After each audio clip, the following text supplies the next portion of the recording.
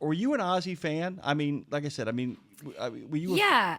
Yeah, I mean, if I'm being honest, so I like I said, like Crazy Train, I knew in like from being in sports and cheerleading and stuff, like Crazy Train is, obviously Crazy Train. But I didn't really, then I fell in love with Ozzy when he was on the Osbournes on the reality TV show, which a lot of people did. But I didn't just fall in love with, I fell in love with him on the reality show. And then I went back and started listening to the catalog. And then I married a guy who's 8 years older than me, was definitely, knew knows of Ozzy very well, and so I feel like I kind of got to see a lot of the worlds. I found him from cheerleading and reality TV, but then being a musician myself and being both in LA and Nashville, I got to really understand really more about the life he walked, I think. And so I'm really excited to talk to Daniel, this author, next about it. And because, man, Jim, I'll say this: one of my biggest regrets might be not getting to interview Ozzy Osbourne on We Should Write,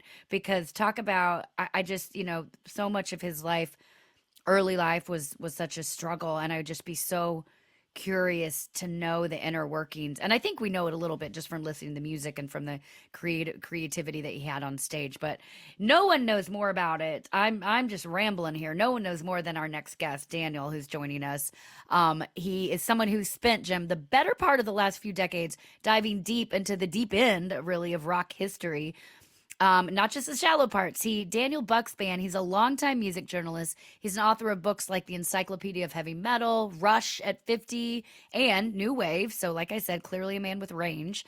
But today, we're talking about, in honor of the great Ozzy Osbourne, who we recently lost, talking about Daniel's book, Ozzy at 75, which takes this weird, wild, legendary ride that was, and it somehow still is, Ozzy Osbourne's life, which is interesting. I want to talk to him about writing about, this a real legacy when he was still alive, because this book was written when Ozzy was still living. So now, obviously, the timing of the conversation carries a little more weight. We just lost Ozzy, and whether you knew him as the Prince of Darkness, the front man of Sabbath, Black Sabbath, the bat-biting madman, or the sweet mumbly dad from MTV, where I fell in love with him, he left a mark, a pretty permanent mark around here, perhaps a blood-stained mark, Jimmy, but that's another story. So today we're going to talk about Ozzy's legacy, what it was like to write this kind of tribute while he was still alive, and probably ask some big life questions. But please make welcome to the show. Again, I'm really excited to dive deep with Daniel Bukszpan, author of Ozzy at 75 and an all-around encyclopedia of rock. Good morning, friend. Good morning. I Glad.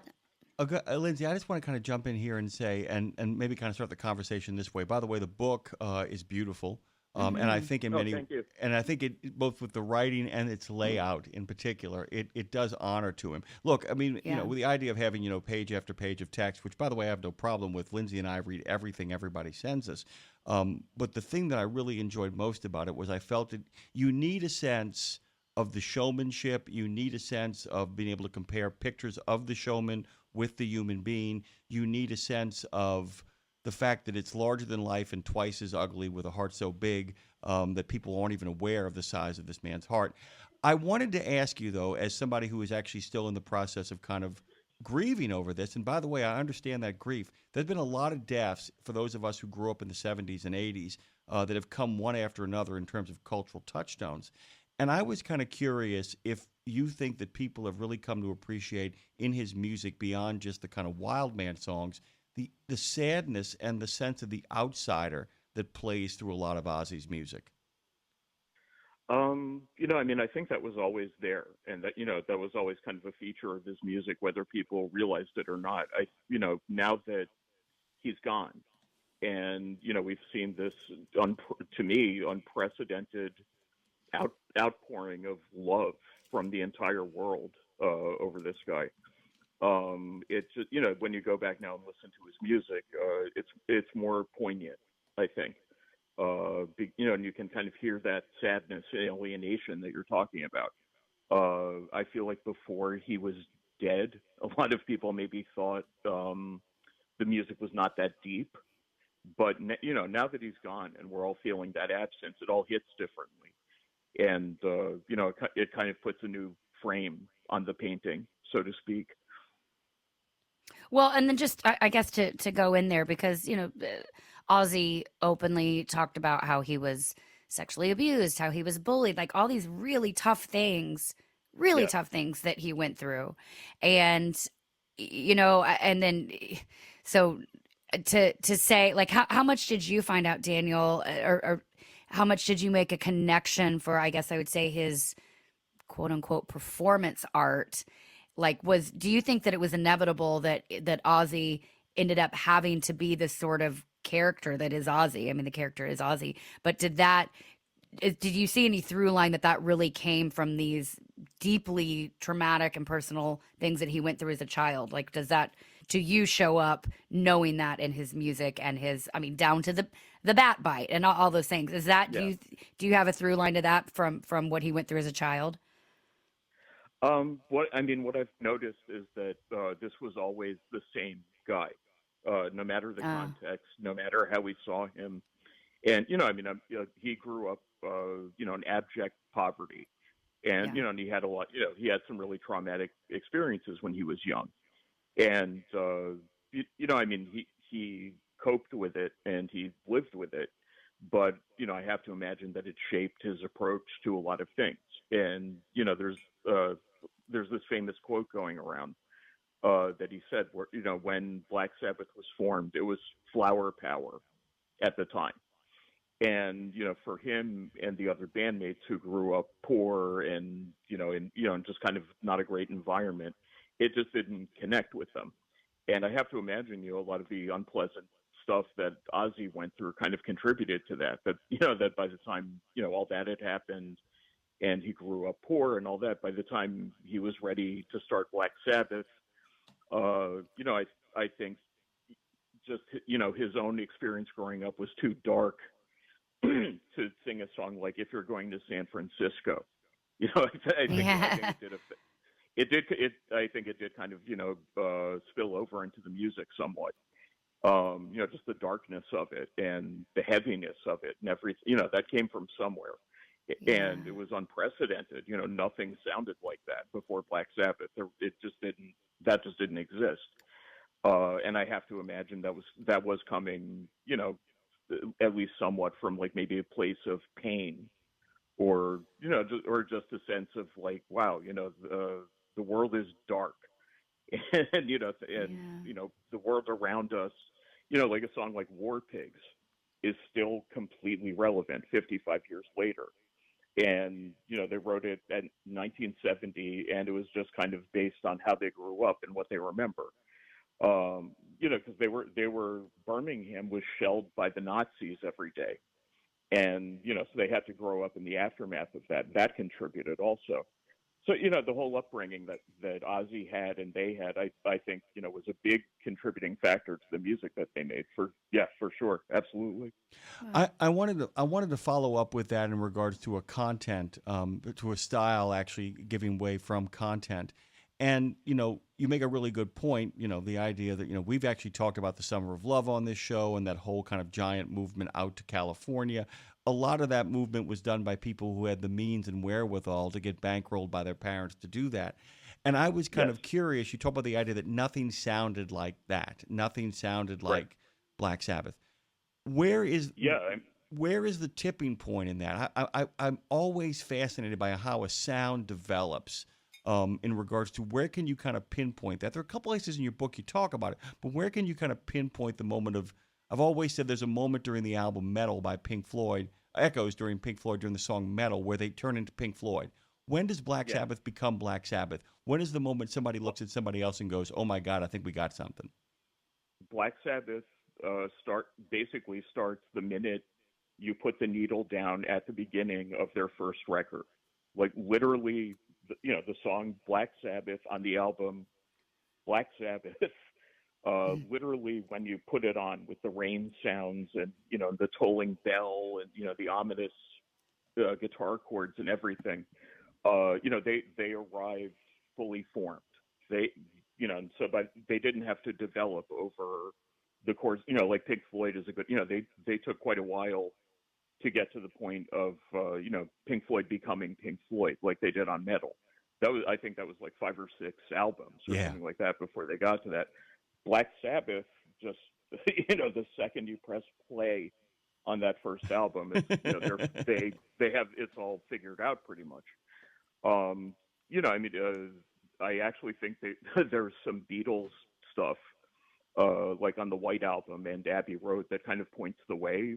Like, because there's some actually a few kind of like really heavy things on those albums. Oh yeah. Yeah, and Literally, I have to, she's so heavy. I mean, literally, she's yeah, so yeah. heavy, and Helter Skelter come roaring to mind as the two kind of like seminal moments of wait, we can do that. It's like a permission She's so structure. heavy. She's so heavy, especially. I have this mental image when they're cycling through that heavy riff at the end of all four members of Black Sabbath at like 18 years old, sitting down and taking notes and being, and writing down like, be sure you're this heavy when you start your band. Um, yeah, I mean, it was a continuum. Maybe starting in the mid late 60s, that sound started to maybe develop a bit, but Black Sabbath just ran with it, and like to a degree, really no one else had. And when you listen to that stuff today, it still really stands out and is really different from anything out there. I mean, they influenced a lot of bands, but when you think about culturally and all that sort of thing, no one else really did what they did. And I would say, even though they're massively influential, and every heavy metal band cites them as the whole reason they got started and everything, I would still say nothing sounds like Black Sabbath. And it was completely original when it came, and it was fully formed when it came. And to this day, there's nobody really doing exactly the same thing. So they really invented something, Wow. in my opinion. We're talking with Daniel Bukszpan. You can buy his book, Ozzy at 75, The Unofficial Illustrated History. It's first, you can get it on Amazon. You can also hop over to his website, which is notoriousbuk.com, and find out more. Daniel really is an expert on all things, both Ozzy, heavy metal, rock, just rock history in general. Daniel, there's something so strict. It's funny. I love a good juxtaposition, and Ozzy to me is one of the best because there's Yeah. something like strangely pure about him. Like the chaos is so real, but also his heart feels very real. And I wonder if that, because Ozzy's seen as so dark, but it's also like such a good catharsis. It's a way to like it gives you permission to scream your soul out, And so I wonder if you think his appeal that he never pretended to be something he wasn't, or do you think he was not, or do you think he was kind of figuring out who he was as we were figuring out along with him the whole way? It just feels very pure though to me. Does that resonate? Yeah, I mean, he was a showman, but I don't think Hmm. it was an act. Big difference. Yeah, you understand what I mean. Like Yeah. he wanted to entertain people, certainly. He wanted you to have, the time of your life for 2 hours at his show. But the way he was and the way he conducted himself on stage, and you hear this in all the tributes that came out to him after he passed. It was like he was exactly the same guy. He was no different on stage from off stage. And I think there was just something very genuine about him that just kind of came through. And it's just it's this quality that he has that I think was just very easy to find lovable. I would honestly almost compare him to Animal, the drummer from the Muppets. It's a great From Electric comparison. Man. It's a great comparison. Yeah. I just wanted to add one more cultural touchstone. I think in many ways he's part of the same sort of cultural energy that gives us like Morgus, the Magnificent, Svengoolie. There is a sense in his show that it's kind of one of those do-it-yourself late-night horror movie replays that a lot of the independent channels would have. And I mean that as the highest of compliments because unlike, say, like Led Zeppelin or the Sex Pistols, who I like very much, it's not a manufactured thing. They are not some kind of calculated marketing device, Lindsay. Lindsay and I love talking about that all the time, Daniel. The idea of what is authentic and what has been manufactured for consumption. What is the man behind the curtain? And Yeah. and he is one and the same as what you seem to be suggesting, that this all kind of springs from his imagination. There really is a sense of kind of, the idea of outsider art, that Yes. Black Sabbath feels like the ultimate outsider art when it comes to music. Is that fair assessment? I agree with you 1,000,000,000% on that one. Yes, absolutely. And I think Led Zeppelin and the Sex Pistols, like you mentioned, they all anyone who sort of ushers in something new like that, that's outsider art. Because what they're doing didn't exist before. And when Ozzy passed, one of the things that Gene Simmons from Kiss said is that there was no Ozzy before Ozzy. It was just this thing that kind of appeared. And I think anybody who's bringing something new culturally or musically or whatever, you start off certainly as the outsider because you're bringing in something that is unprecedented. No one has heard this before. No one has seen this before. I think what you said about like that it kind of has the appeal of like an old horror movie, where it's, it has this theatricality and darkness and all that sort of thing, but there's something sort of comfortable about it too when you're watching it. Like those Christopher Lee. I was going to Hammer horror films. It's like a guy who's been watching Hammer horror films throughout the entire '60s. I'm sorry, I'm getting excited. Life. Yeah. It has the same kind of vibe, and I mean, I think it kind of depends when you grew up, because I was born in 1969, so those Hammer horror movies were on TV and I kind of associate them with my childhood. Me too. So to me, it's like an innocent memory in a lot of ways, and I found a lot of comfort in these like, low budget, maybe a little crappy around the edges kind of stuff, But it connects with you and it stays with you. And I think what you said about Black Sabbath being outsider art, I could not possibly agree more. That's absolutely correct. And he remained an outsider the whole time because there was just no other Ozzy throughout his entire career. There was nobody else like him. So he remained an outsider the whole time, but he was the most popular outsider in the world. So wow. It was a delicate balance, yeah. But I mean, again, that's just who he was, and he just showed up that way. So there's nothing, when you mentioned Led Zeppelin tried to maintain like really strong control over their image and over what photos got out and what people saw. Like that was a huge priority to them. Ozzy would just wander on stage and just be Ozzy, and it was great, So I think when you say wander on stage, that gives like the best visual of somebody who hasn't, and not just from the reality TV show, but just in general, him from day one, wander on stage. Let's see what happens. That kind of feels like the vibe. Yeah, totally. I mean, I saw him with Black Sabbath in 2013. And it was like literally, who's this guy who wandered on stage? And it just so happened that he got up there and worked great. But there's this like randomness in a way to the energy that he gives off. Like hi, what's going on? Oh, you're playing a concert? Okay, I'll just. But it works out. And if it was anyone else, it wouldn't work. If you wandered on stage, security would remove you. Oh yeah, they'd say, "Who's the homeless lady?" yeah, exactly. They meant Ozzy when they said that. By the way, sorry, I'm just go on. No, but I mean that's the thing is he was simultaneously like, who is this guy who just wandered on stage? And this is the greatest show I've ever seen. So, again with the juxtapositions. Yeah, and I don't know how many times you're really going to see that with other performers and artists. It's it was just really unique to him, and that's just how he was. And it wasn't something that he manufactured. It was not an image. That's just who he was. The image happened to be like scary. I mean, if you remember the cover of the "Speak of the Devil" record, where he's got like fangs and blood coming out of his mouth. And, I mean, that was how I first came to know him when I was like 13 years old when that record came out, as this like horrifying ghoul who was going to come eat you. And the fact that he somehow went from that to like America's grandpa, at when he was doing the Osbournes, I've just never seen that happen, and I've never seen that happen so seamlessly either. Because again, only only he could do that. Ozzy was, it was just part of what made him him.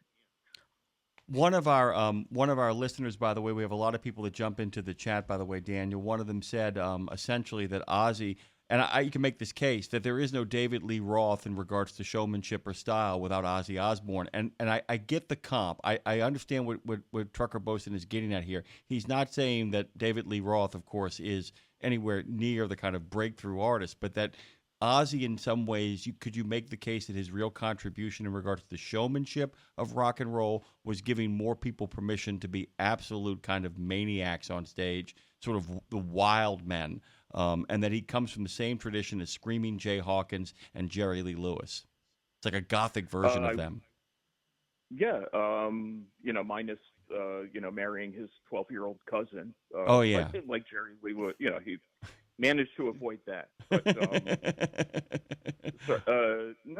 but like what's important to remember is that, in all those cases, like Screaming Jay Hawkins, and it was, or Alice Cooper even, it was very much an act, and they would say so, and a lot of thought went into it. And with Ozzy, having kind of the same sort of vibe, again, that was just natural. He didn't put he didn't contrive anything. He never put a bone in his nose. He never took it to that level.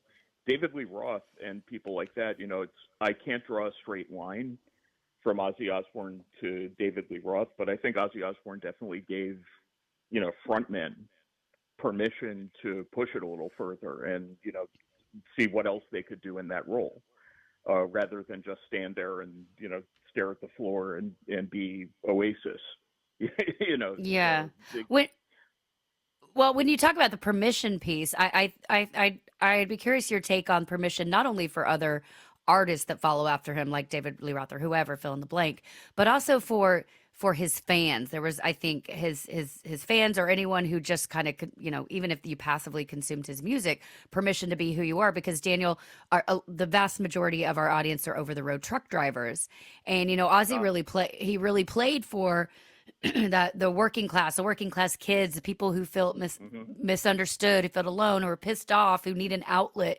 He never lost that real scrappy blue collar kind of energy, I feel like, on stage.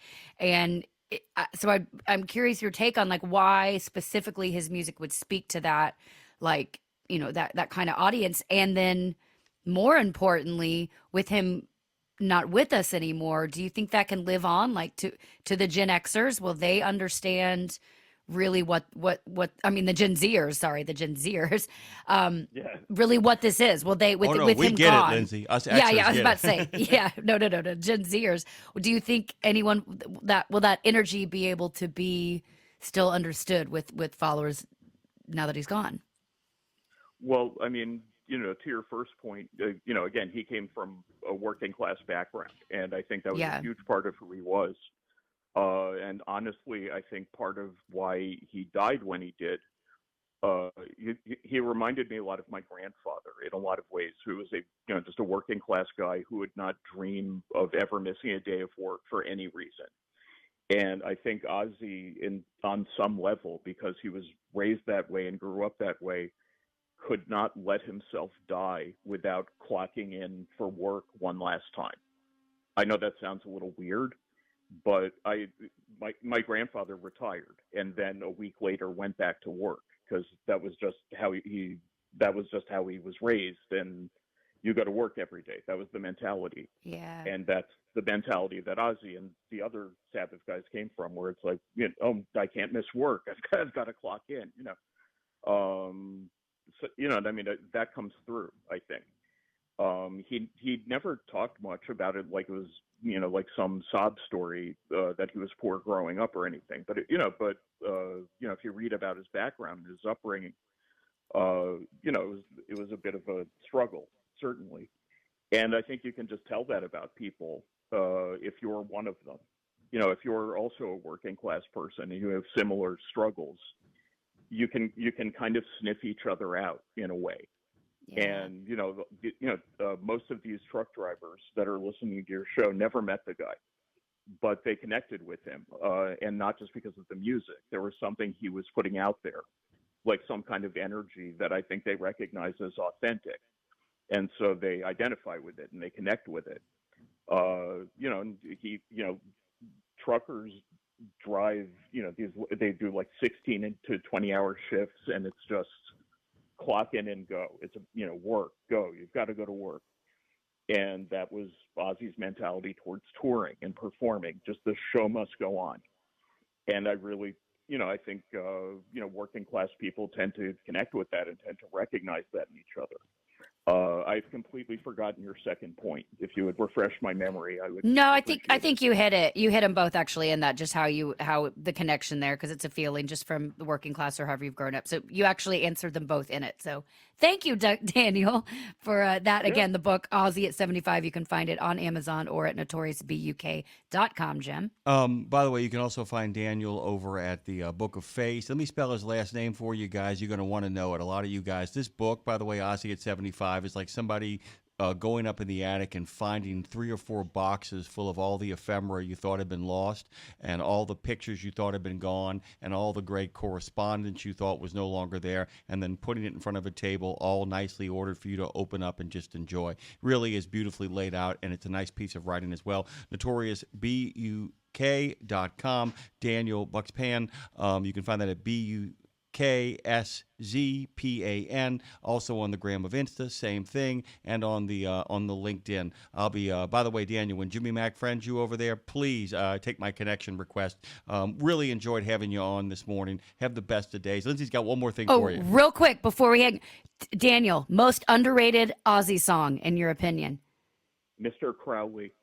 Oh, nice. Boom. Nice. Love it. Nice. Thank you, I love it, Daniel. Yeah, you're welcome. Anytime. Fantastic. It was great. I'd love to have him back. I want to talk about the other books if he's still listening. I will come back anytime you want to have me. Yay. Thank Done. you so much. Sold. And by the way, we should actually have a 2-parter. By the way, we'll get in touch with Claire and get him back on so we can get to the other half of Ozzy's life. The part where he actually turned out to be a pretty interesting dad after a very strange first marriage.